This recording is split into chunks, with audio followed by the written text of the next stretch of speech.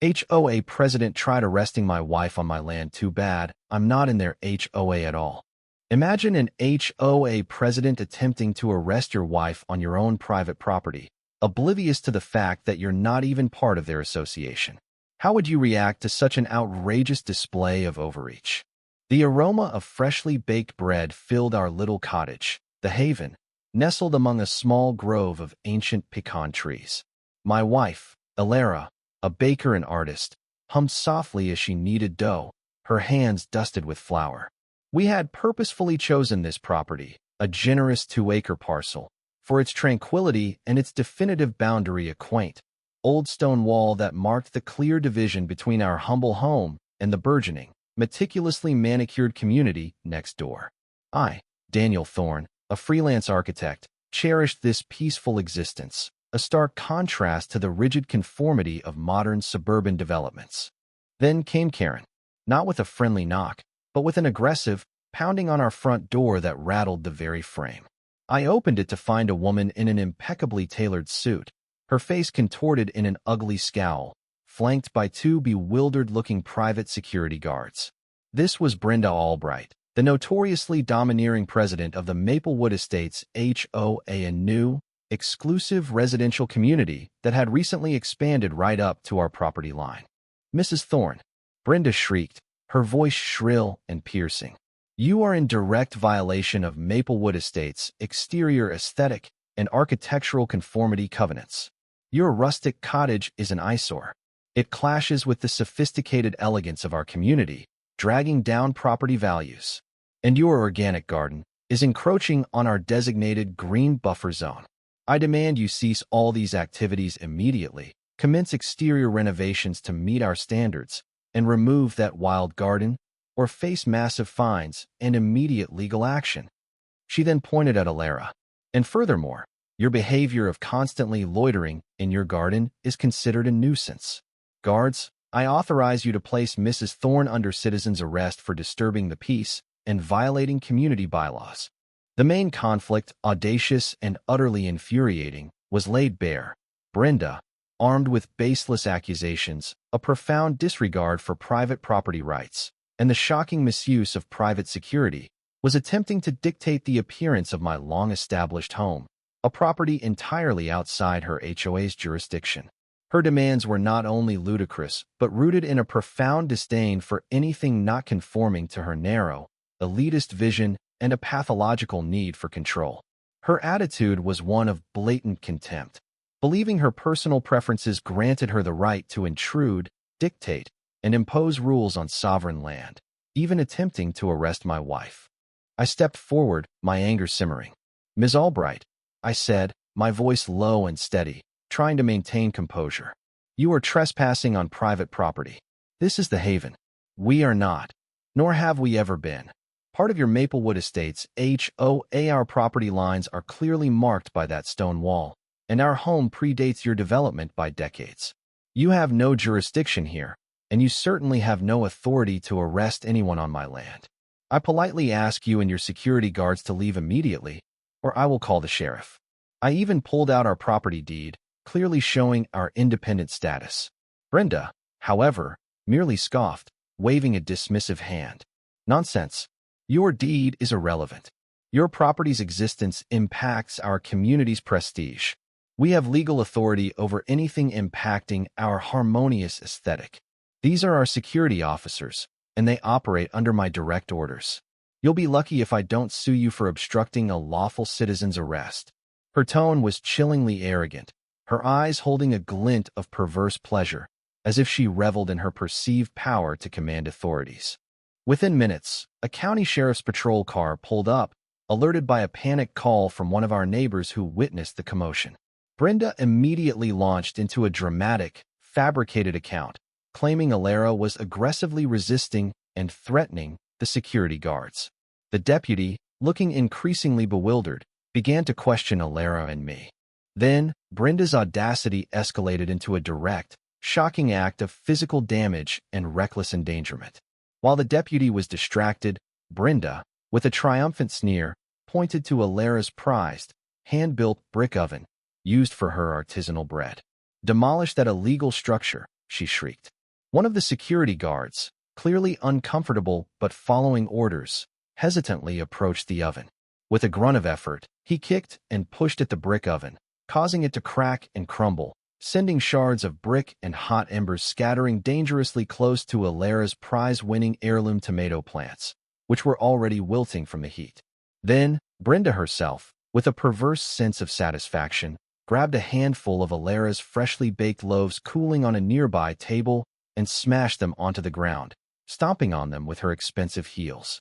It was a calculated, malicious act designed to destroy Alara's work, cripple our livelihood, and demonstrate her perceived dominance.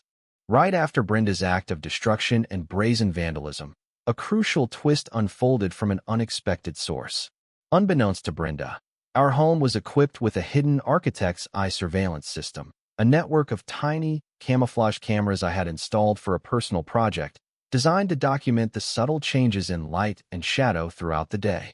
One of these cameras, disguised as a birdhouse, was perfectly positioned to capture the entire front yard, including Brenda's arrival, her arrest, command, and the destruction of the oven and bread.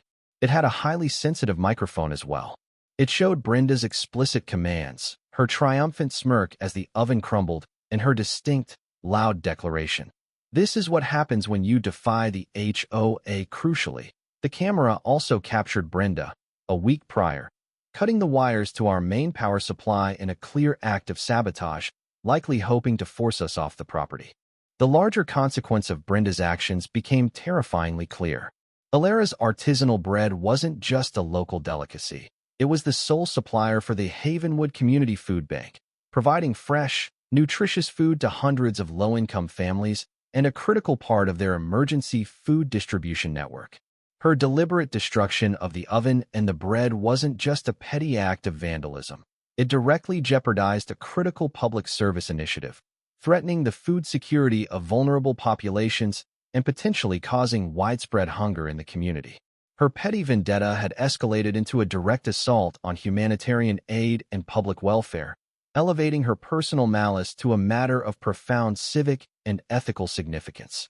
Armed with my irrefutable architect's eye video footage, including the power sabotage, the furious director of the Havenwood Community Food Bank, and my own burning desire for justice, I was done being subtle. When the county sheriff's deputy, looking utterly perplexed, finally returned to us, Brenda was still loudly complaining about unruly neighbors to anyone who would listen. "Officer, this man is a menace. His wife attacked my security team." "Actually, Ms. Albright," I retorted, my voice cutting through her bluster, amplified by the news cameras that had just pulled up, having been tipped off by the food bank director. "Your citizen's arrest is about to become an arrest for felony vandalism, destruction of property, reckless endangerment, and illegal tampering with private utilities." I then projected my architect's eye footage onto a large, portable screen for the deputy and the news crew. The raw, unedited video of Brenda's malicious acts played for all to see. Her directing the security guard to destroy the oven, her triumphant sneer, her stomping on the bread, and the damning footage of her cutting our power lines.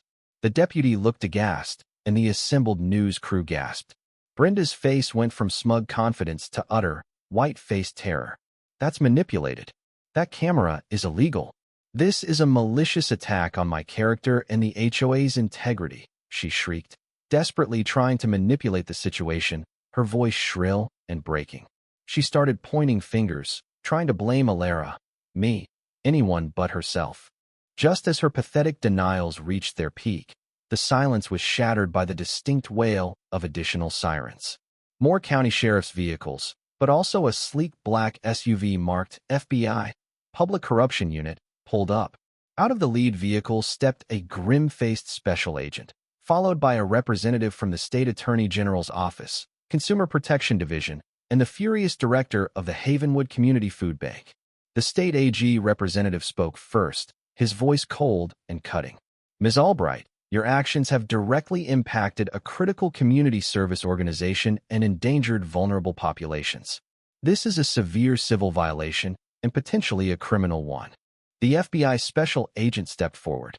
"And Ms. Albright, We've also been investigating reports of widespread fraudulent practices and financial irregularities within the Maplewood Estates HOA, specifically regarding the fraudulent collection of maintenance and improvement fees and the diversion of HOA funds to shell corporations ostensibly for community enhancement projects.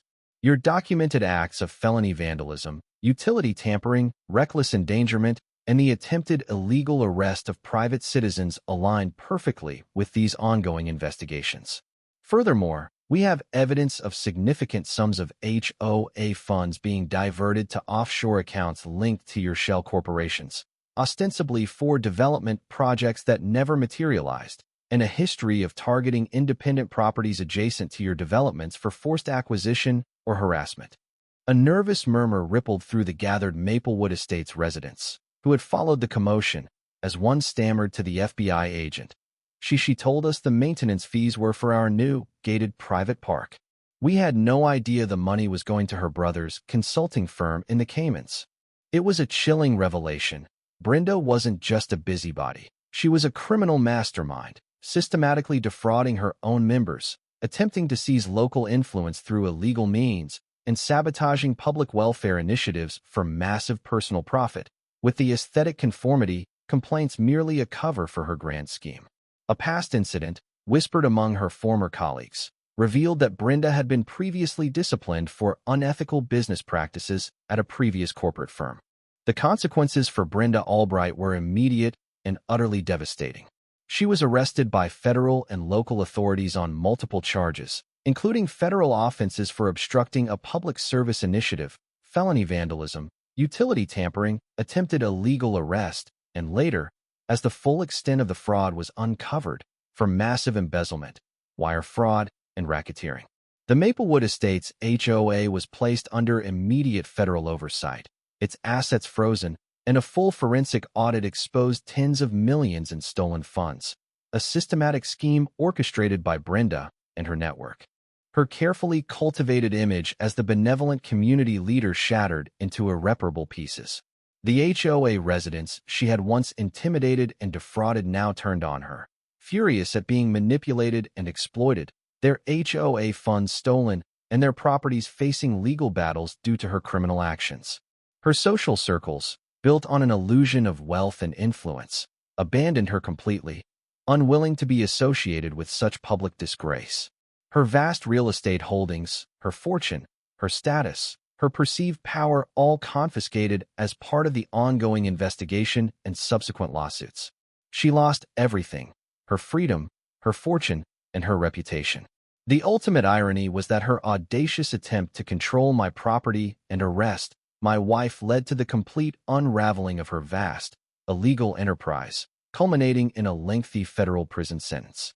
As for the haven, it truly became a sanctuary. Alara's oven was rebuilt, stronger than ever, and her bread business flourished, now with overwhelming community support. The local food bank received a surge of new donations and volunteers, inspired by the story. The satisfaction was immense, watching her literal and figurative empire crumble before her eyes, a quiet triumph of justice and peace over arrogant greed and rampant criminality. What's your take on this? When someone so brazenly abuses power, commits felony vandalism, attempts an illegal arrest, sabotages utilities, and defrauds an entire community, does their complete and utter downfall, even to federal prison, truly serve justice? Or is there a point where the consequences become too extreme?